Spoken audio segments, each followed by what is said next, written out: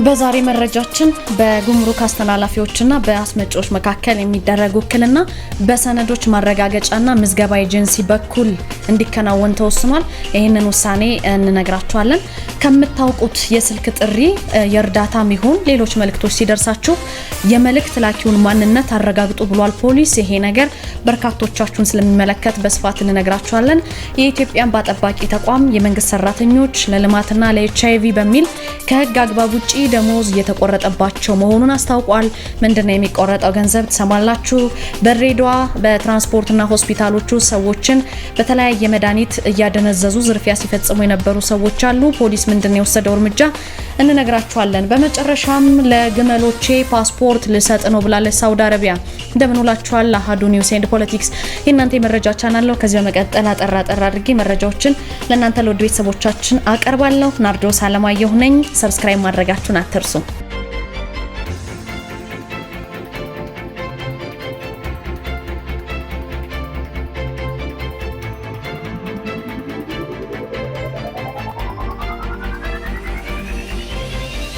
በቀዳሚነት ወደ ምን መለከተው ዜና ሳልፍ በጉምሩክ አስተላላፊዎችና በአስመጪዎች መካከል የሚደረገው ውክልና በሰነዶች ማረጋገጫና የምዝገባ ኤጀንሲ በኩል እንዲከናወን ተወስኗል። እንግዲህ በጉምሩክ ስነ ስርዓት አፈጻጸም ሂደት ውስጥ በአስመጪዎችና በጉምሩክ አስተላላፊዎች መካከል የሚደረግ ማንኛውም የውክልና ስልጣን በሰነዶች ማረጋገጫና ምዝገባ ኤጀንሲ ብቻ የተረጋገጠ መሆን አለበት ብሏል ጉምሩክ ኮሚሽን። ይህንን ውሳኔ ያስተላለፈው በዘርፉ የሚታየውን የንግድ ማጭበርበር በተለይ መከላከል ተጠያቂ ለማስፈን በሚደረገው ጥረት ውስጥ ነው። በሁለት ወገኖች መካከል የሚደረገው ውክልና ስልጣን ባለው የመንግስት አካል ብቻ የማይመዘገብ በመሆኑ ለህግ ጥሰት በር መክፈቱ ነው ይሄ ነገር እንዲሆን ያደረገው። እስካሁን ባለው አሰራር እንግዲህ እንደምታውቁት ትክክለኛ አስመጪዎች በአካል ቀርበው ውክልና የማይሰጡባቸው ሁኔታዎች አሉ። የሚለጠፉ የቀረጥ መሰብሰቢያ ቴምብሮችም ትክክለኛነት አለመታወቁና የውክልና ሰነዶቹ ራሱ ህጋዊ ምዝገባ የማይደረግባቸው መሆኑ የንግድ ማጭበርበሩን በብዛት የሚፈጽሙ አካላትን ወደ ህግ ለማቅረብ በሚደረገው ሂደት ላይ ትልቅ እንቅፋት ሆኖ መቆየቱን የተጠቆመው። ከዛ ባሻገር የጉምሩክ ኮሚሽን የዘርፉን አሰራር በእውቀትና በክህሎት ለመምራት ለአስተላላፊዎችም ስልጠና በመስጠት የብቃት ማረጋገጫ በማዘጋጀት ስራዎችን እየሰራ እንደሚገኝ የተጠቆመው። ይሄ አዲሱ የውክልና አሰራር መመሪያ የዚሁ የሪፎርም አካል ነው። የንግድ ስራው እንግዲህ በህጋዊና ግልጽ በሆነ መንገድ እንዲከናወን ለማስቻል ያለመ ነው ተብሏል። ከዚህ በኋላ እንግዲህ ማንኛውም አስመጪ ለጉምሩክ አስተላላፊ የሚሰጠው ውክልና በሰነዶች ማረጋገጫና ምዝገባ ኤጀንሲ በኩል መፈጸሙ ሲረጋገጥ ብቻ አገልግሎት የሚሰጥ መሆኑን ጉምሩክ ኮሚሽን አሳውቋል ማለት ነው። ይህንን ሁላችሁ ማወቅ ይጠበቅባችኋል። ይሄ መመሪያ በጥብቅ ዲሲፕሊን እንዲተገበር ለሚመለከተው የስራ ክፍል መመሪያ የተላለፈ ነው። ለጉምሩክ አስተላላፊዎች ማህበርም የውሳኔው ግልባጭ ተልኳል። የመመሪያው ትክክለኛነት ግን ከጉምሩክ ኮሚሽን አረጋግጧል ማለት ነው።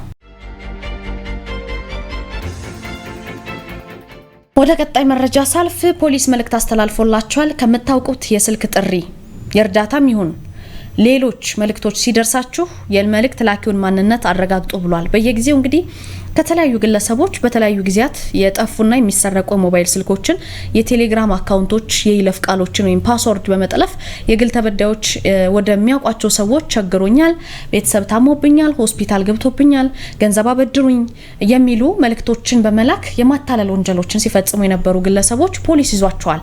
በዚህ ወንጀል ከተጠረጠሩት አንዱ ሙዲ ሁሴን የተባለ ነው።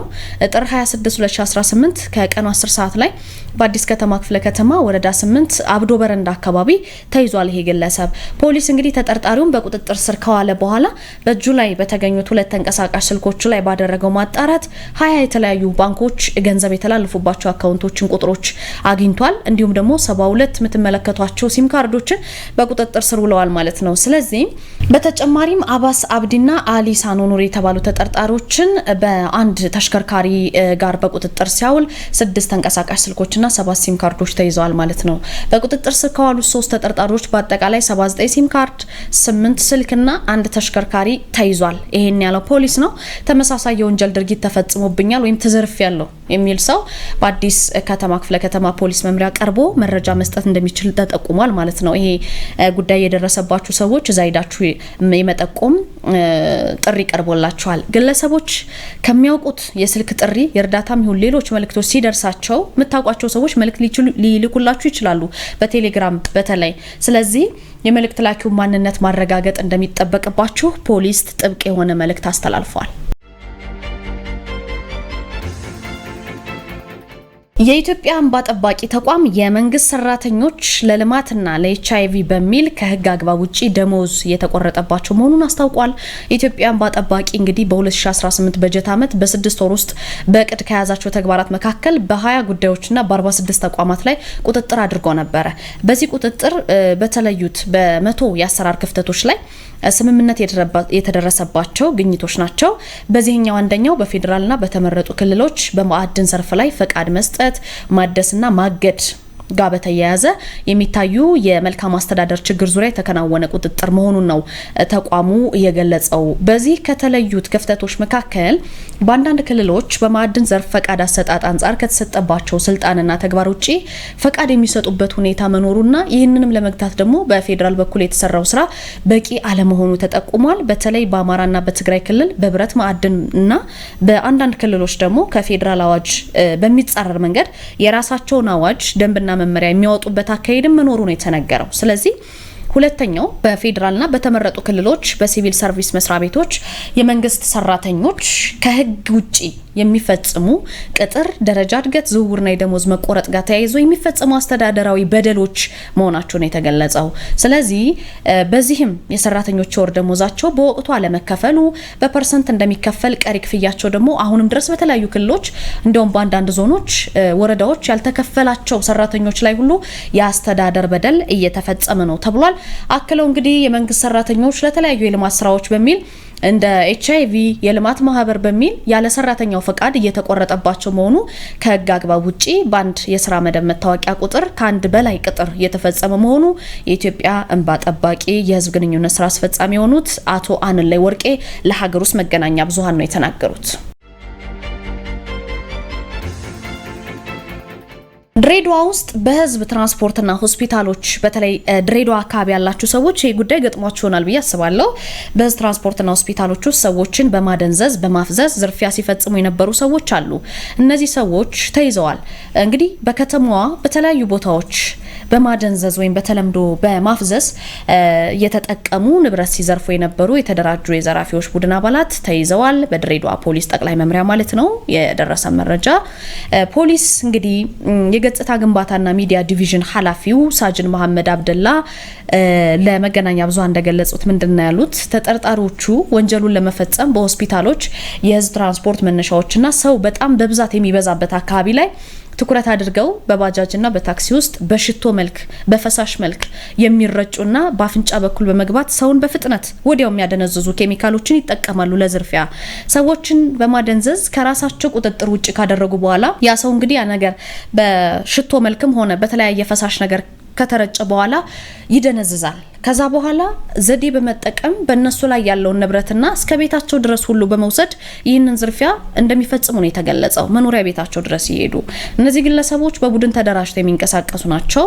በሰው ጤና ላይ ከፍተኛ ጉዳት ሊያደርሱ የሚችሉ ኬሚካሎችን ይጠቀማሉ። ግለሰቦቹ በቁጥጥር ስር የዋሉት ከህብረተሰቡ በደረሰ ጥቆማ ነው። ፖሊስም ባሰማራው የድብቅ ኦፕሬሽን አማካኝነት ነው።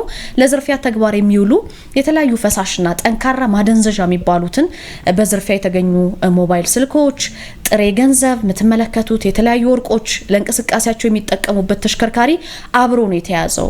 ስለዚህ ድሬዳዋ ፖሊስ ወንጀሉን ለመከላከል የክትትል ስራውን አጠናክሮ እንደሚቀጥልና ህብረተሰቡ ጭምር በህዝብ ትራንስፖርትም ሆነ በመዝናኛ ቦታዎች ከማያውቀው ሰው አይቶት ከማያውቀው ሰው ሰላምታ ሊቀርብላችሁ ይችላል። እንደዚህ አይነት ሰላምታም ሆነ ግብዣ ሲመለከት ወይም እንደዛ እንዲያደርግ ሲጋበዝ በጥርጣሬ ሊመለከት እንደሚገባና በተለይ በባጃጅ ውስጥ ደግሞ እንግዳ የሆኑ ሽታዎች ሲያጋጥሙት ወዲያውኑ ጥንቃቄ ማድረግና ለጸጥታ አካል አጠራጣሪ ሁኔታ ከተገኘ ለጸጥታ አካል ማሳወቅ የጉዳቱ ሰለባ ከመሆን ራሱን መጠበቅ አለበት ተብሏል። ድሬዳዋ አካባቢ ያላችሁ ቤተሰቦቻችን ምናልባት አስተያየቶቻችሁን በዚህ ጉዳይ ላይ ልትሰጡ ትችላላችሁ። ፖሊስ ግን እነዚህን ግለሰቦች ይዟቸዋል። በአሁኑ ወቅት ፖሊስ በቁጥጥር ስር በዋሉ ተጠርጣሪዎች ላይ ምርመራውን ጀምሯል። ሌሎች ግብረ አበሮቻቸውን ደግሞ በቁጥጥር ስር ለማዋል ሰፊ ስራዎች መጀመሩን ሳጅን መሐመድ አብደላ ለሀገር ውስጥ መገናኛ ብዙሃን ገልጸዋል። በመጨረሻም ለግመሎች ፓስፖርት ሊሰጥ ነው። ይሄንን ያለችው ሳውዲ ነች። ይሄ እንግዲህ መነጋገሪያ የሆነ ዜና ነው። ዘርፉን ለመቆጣጠርና የመንግስትን ታማኒነት በአገር ውስጥና በዓለም አቀፍ ገቢዎች ለማጠናከር ጥራት ያለው እርምጃ ተደርጎ በሚወሰድ እርምጃ ነው መንግስት ረቡዕ ዕለት ይሄንን ያስታወቀው። ሳውዲ አረቢያ እንግዲህ የባለቤትነት መብትን በመመዝገብና በየአመቱ ወደ 50 ቢሊዮን የአሜሪካን ዶላር ወደ 13 ቢሊዮን ዶላር ማለት ነው ለመሰብሰብና በሚሊዮን የሚቆጠሩ ግመሎችን ፓስፖርት ለማውጣት እቅድ አለኝ ብላለች። የሳውዲ አካባቢ የውሃና የግብርና ሚኒስትር ምክትል ሚኒስትር ማንሱር ቢን ሂላል አልሙሻይቲ ማክሰኞ ዕለት ምንድነው ያሉት የግመል ፓስፖርት ፕሮጀክትን አስጀምረዋል ማለት ነው። ይሄ እንግዲህ በበርካቶችን ቀልብ ሳበና ለግመል ፓስፖርት በሚል በርካቶች መነጋገሪያ አድርገው የነበሩት ጉዳይ ነውና ይሄ ተነሳሽነት የግመል ዘርፉን ለማደራጀት ማንነትን ለመመዝገብና የአገልግሎት ቅልጥፍናን ለማሻሻል የተነደፈ ነው። በአገር ውስጥና በዓለም አቀፍ ደረጃ የገበያ እምነትን ለማሳደግ የተነደፈ ነው ብሏል ሚኒስትሩ። በፕሮጀክቱ የግመሎችን መረጃ ባለቤትነትና ዝርያዎችንም ለመመዝገብ ከተረጋገጡ የጤናና የቁጥጥር መረጃዎች ጋር ለማገናኘት የታሰበ ነው የተባለው። ይሄ እንግዲህ ፓስፖርቱን የበለጠ ቀልጣፋ አገልግሎቶችን የሚደግፍ በይፋ የታወቀ ማጣቀሻ ያደርገዋል ነው የተባለው። የግመል ፓስፖርት እንዳጠቃላይ የመታወቂያ ሰነድ ሆኖ ያገለግላል። ማይክሮቺፕ ቁጥር፣ የፓስፖርት ቁጥር፣ የግመል ስም፣ የትውልድ ቀን፣ ጾታ፣ ቀለም፣ የትውልድ ቦታና የተሰጠበት ቀንና ልዩ ቦታ እንዲሁም ደግሞ የእንስሳቱን ፎቶግራፎች ከሁለቱም ወገኖች ትክክለኛ መለያ ለማረጋገጥ እንደ ሚኒስትሩ ተነግሯል።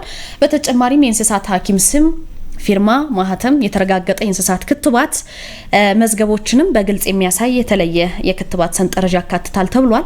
በ2024 በታተመው የመንግስት ደረጃ መሰረት ሳውዲ አረቢያ ወደ 2.2 ሚሊዮን የሚጠጉ ግመሎች መኖሪያ ነች። ሀገሪቱ የበረሃ መርከቦች በመባል የሚታወቁት ናቸው። እንስሳቱ እንግዲህ በታሪክም በአረቢያ ባህረ ገብ መሬት ላይ ለማጓጓዝ ያገለግሉ ነበረ። በባህረ ሰላጤው ክልል ውስጥም የቅርስ ምልክት ሆነዋል። ይሄ እንግዲህ ለባለቤቶቻቸው ማህበራዊ ደረጃን በመስጠት ትርፋማ የሆነ የመራቢያና የንግድ ኢንዱስትሪን ይደግፋሉ ነው የተባለው። እንግዲህ መንግስት በንጉሱና በዘውድ ልዑል የተደገፉ አመታዊ የግመል ውድድሮችን ያስተናግዳል። እንዲሁም ደግሞ አድናቂዎች በተወዳዳሪ እንስሳት ላይ በመቶ ሺዎች የሚቆጠር ዶላር የሚያዋጡባቸው የውበት ውድድሮችን ያዘጋጃል። ይሄም ለግመል ያላቸውን ቦታ ነው የሚያሳየው። በዚህ መሰረት ሳውዲ አረቢያ እንግዲህ የግመል ፓስፖርት ያዘጋጀች እንደሆነ ነው የታወቀው። ውድ ቤተሰቦቻችን ለዛሬ አርብ ጥር 29 ቀን የያዝናቸው መረጃዎች እነዚህን ይመስሉ ነበር። እኔ ናርዶስ አለማየሁ ነበርኩኝ። ስለምትከታተሉኝ ከልብ አድርጌ አመሰግናችኋለሁ።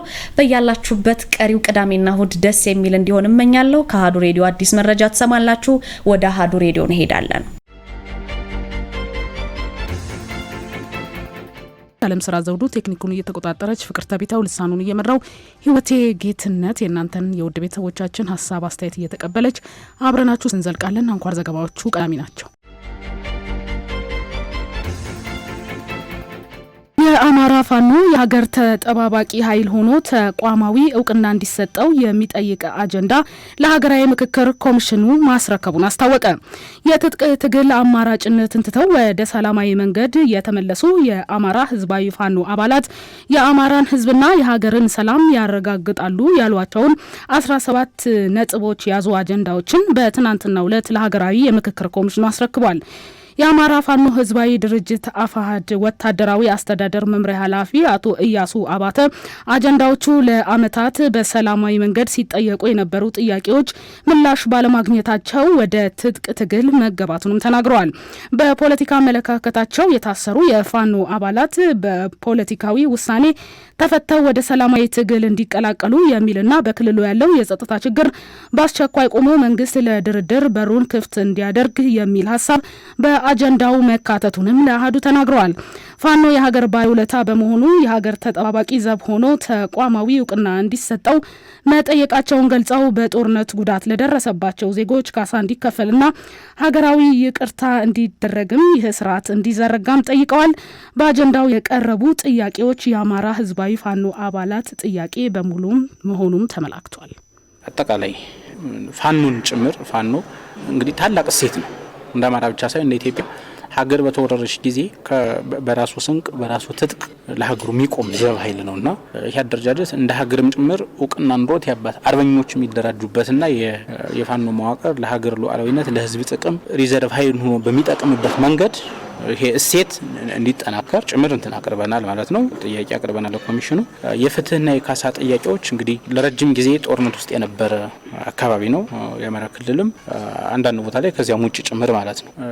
ስለዚህ በዚህ ውስጥ ከፍተኛ ጉዳት የተጎጂ ቤተሰቦች መቁሰል እና ብዙ እንትኖች ተስተናግደዋል ማለት ነው። ምናልባትም በሌላውን በዚህ መካከለኛው ምስራቅና አካባቢ የሚደረጉ ጦርነቶች ትንሹ እንኳን ይደረጋል። እኛ ሀገር በጦርነትም ይሁን በተፈጥሮ አደጋ የሰው ሞት እንደቀላል የሚታይበት ኢሹ ስለሆነ እንደዚህ አይነት የተከሰቱ ጉዳዮችን ከይቅርታ ጀምሮ አስፈላጊው ካሳ ሊፈጸም እንደ ሀገር እና ብሔራዊ እርቅ የሚወርድበት መንገድ በዚህ አብሮ እንዲታይ ጥያቄ አስገብተናል ይሄን ማለት ነው። የሀገራዊ ምክክር ኮሚሽነር ዋና ኮሚሽነር ፕሮፌሰር መስፍን አርአያ በአጀንዳው ርክክብ በትናንትናው ዕለት እንደተናገሩት አጀንዳዎቹን በታላቅ አክብሮትና ኃላፊነት መረከባቸውን ገልጸው ነጥቦቹ በሀገሪቱ ዘላቂ ሰላም ለማምጣትና በዜጎች መካከል መተማመን ለመፍጠር ፋይዳቸው የጎላ መሆኑንም ተናግረዋል። ኮሚሽኑ አጀንዳዎችን እንደ ሁኔታው በመለየት በአጭር በመካከለኛና በረጅም ጊዜ ውስጥ ተግባራዊ እንዲሆኑም ከሚመለከታቸው አካላት ጋር በቅንጅት እንደሚሰራም ጠቁመዋል።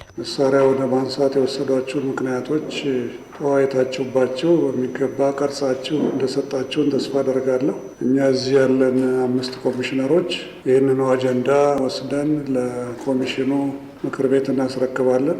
የኮሚሽኑ ምክር ቤት ደግሞ ወደ አጀንዳ ቀረጻ ክፍሉና ወደ ዶኩሜንቴሽን ክፍል ይልካል። የአጀንዳ ቀረጻ ክፍሉ ከሌሎች አጀንዳ ቋቶች ውስጥ በማስገባት እንግዲህ ከእናንተ የተቀበልናቸውን አጀንዳዎች በሚገባ በመለየት ለሀገራዊ ምክክር ጉባኤው እናዘጋጃቸዋለን ማለት ነው። የአማራ ፋኖ የጠየቀው እውቅና በሕግ የታወቀ መዋቅር እንዲኖረው በበጀትና የትጥቅ ድጋፍ እንዲደረግለት እንዲሁም አባላቱ በጦርነት ላይ ጉዳት ቢደርስባቸው እንደ ማንኛውም ወታደር የመንግስት ዋስትና ካሳ እንዲያገኙ የሚያደርግ አሰራር እንደሆነም የወታደራዊ አስተዳደር መምሪያ ኃላፊው አቶ እያሱም ተናግረዋል። በወደብ ላይ የአቅም ችግር መኖሩ የነዳጅ አቅርቦቱ ላይ ተጽዕኖ ማሳደሩን የነዳጅና ኢነርጂ ሚኒስቴር ገለጸ። ኢትዮጵያ ለነዳጅ ምርት ሰፊ የሆነ በጀትን ብትይዝም በወደብ ላይ ያሉ ችግሮች ከፍተኛ ተጽዕኖ ማሳደራቸውን የነዳጅና ኢነርጂ ባለስልጣን አስታውቋል። የነዳጅና ኢነርጂ ባለስልጣን ዋና ዳይሬክተር ዶክተር ደስታው መኳንንት ነዳጅ ለሀገር ኢኮኖሚ ቁልፍ ጉዳይ በመሆኑ መንግስት ከፍተኛ ገንዘብ ይመድባል፣ በውጭ ምንዛሬ ቅድሚያ ሰጥቶ በጀት ይዛልም ሲሉም ገልጸዋል። ይሁን እንጂ ኢትዮጵያ የምትጠቀመው የክራይ ወደብ በመሆኑ በወደብ አካባቢ የነዳጅ ማከማቻ መሰረተ ልማት የአቅም ውስንነት ያለው መሆኑን ገልጸዋል። እንዲሁም አገልግሎት ሰጪ የውጭ ሀገራት ድርጅቶች በመሆናቸው በሚፈልገው መጠንና ጊዜ ነዳጅን ለማግኘት አስቸጋሪ ያደርገዋል ብለዋል።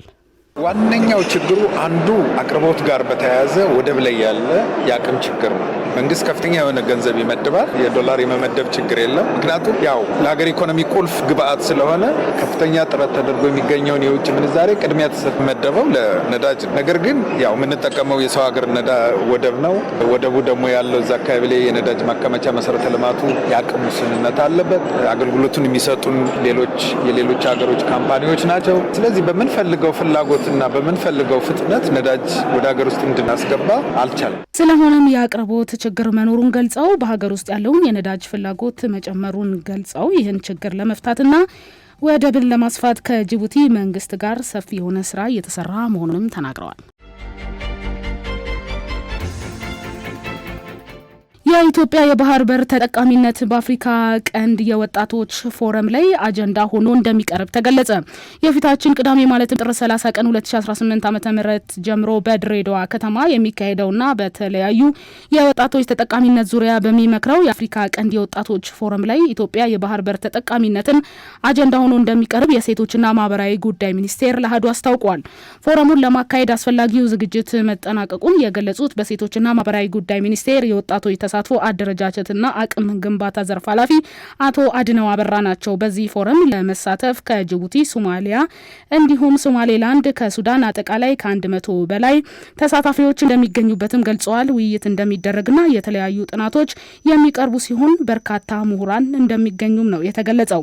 ፎረሙ በዋናነት በአራት ዋና ዋና አጀንዳዎች ላይ እንደሚያተኩር የገለጹት ኃላፊው እነዚህም በወጣቶች ሰላምና ደህንነት ላይ፣ የወጣቶች መሪነት፣ መልካም አስተዳደር ጋር በተያያዘ እንዲሁም ከአየር ንብረት ለውጥ ጋር የተያዙ ጉዳዮች ናቸው ብለዋል። ከዚህ በተጨማሪም የኢትዮጵያን የባህር በር ተጠቃሚነት በተመለከተ ፎረሙ ላይ ውይይት እንደሚደረግበትና አንዱ አጀንዳ ሆኖ እንደሚቀርብም ገልጸዋል። አራት ዋና ዋና አጀንዳዎች ጋር ይሆናሉ። እነኚህ መጀመሪያው ጉዳይ ወጣት ሰላምና ደህንነት ጋር በተያያዘ ከዛ በመቀጠል ሊደርሺፕ ኤንድ ጋቨርናንስ መሪነትና መልካም አስተዳደር ጋር በተያያዘ እንደዚሁ አንዱ አጀንዳ ነው። ሌላው አየር ንብረት ለውጥ ጋር በተያያዘ ያሉ ነገሮች ናቸው። በተጨማሪ ዋና ምሰሶች ውስጥ የኢትዮጵያ የቀይ ባህር አክሰስ ተደራሽነት አንዱ አጀንዳ ነው። ሶስቱ የቀሩት የሁላችንም ናቸው። የመልካም አስተዳደር ጉዳይ እና ገቨርናንስ ኢሹ፣ ሰላምና ደህንነት ዋይፒኤስ ኢሹ የሁላችንም ነው። አየር ንብረትም የሁላችንም የቀጠናው ነው። ዊዝ ሪስፔክት ቱ ሬድ ሲ አክሰስ ግን በልዩ ሁኔታ ኢትዮጵያ የሁሉምና ጉዳይ አድርጋ የምትቆጥረው ኢሹ ስለሆነ በዛ ጉዳይ ደግሞ